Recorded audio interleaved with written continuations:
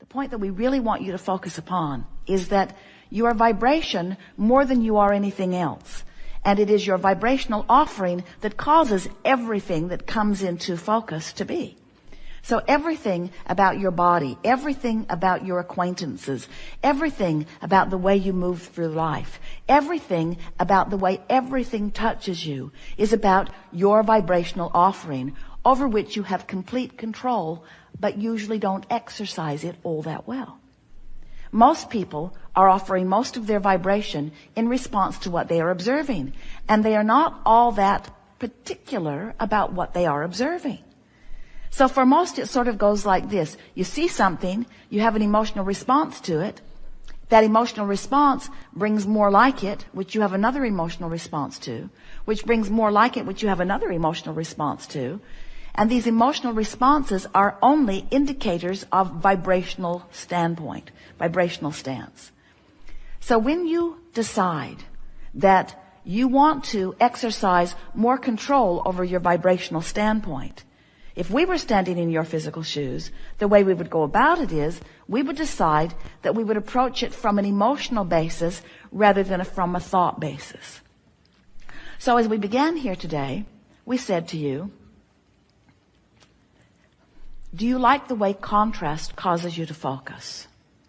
Now we want to say to you, do you like the way you are able to feel within the contrast that surrounds you? That's a much more productive way of putting it to you.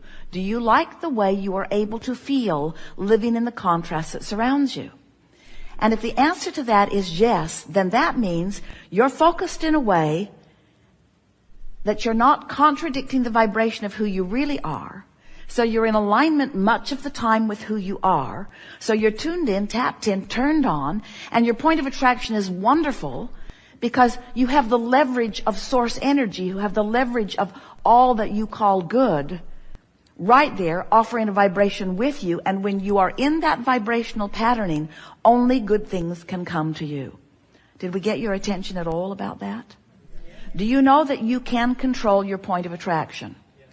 Do you know that you can control the way you feel? Well, if you know that, then you know everything. And so you know everything. That's all there is to know. Once you know that, you've got it figured out. Then the rest of it is just exercising the knowledge that you know until you're really sort of good at it. Till you're just sort of kind of good at it. You don't have to be really good at it. You just have to be sort of kind of good at it. Because if you're sort of kind of good at it, then sort of kind of good things keep coming to you. And the more things come that you appreciate, and the more you do appreciate, the more you focus upon those things that you appreciate, then the more you practice that vibrational patterning. So when we talk about your point of attraction, we're talking about all of the things you draw to yourself. Yes. But we're talking about much more than the cars you bring or the money you bring or the physical friends you bring. We're talking about your bringing to yourself, better said, your allowing of yourself, better said, your blending with yourself. You're allowing the blending of who you really are to be present and focused in this time-space reality, in this precise moment in time. You know what are the things you like to do? Do you like to go to concerts where music moves you? Do you like to put your headphones on and just walk and listen? Do you like to go to comedy clubs, or do you like to walk through gardens? Do you like to be with children? What are the things that ring your bells the most?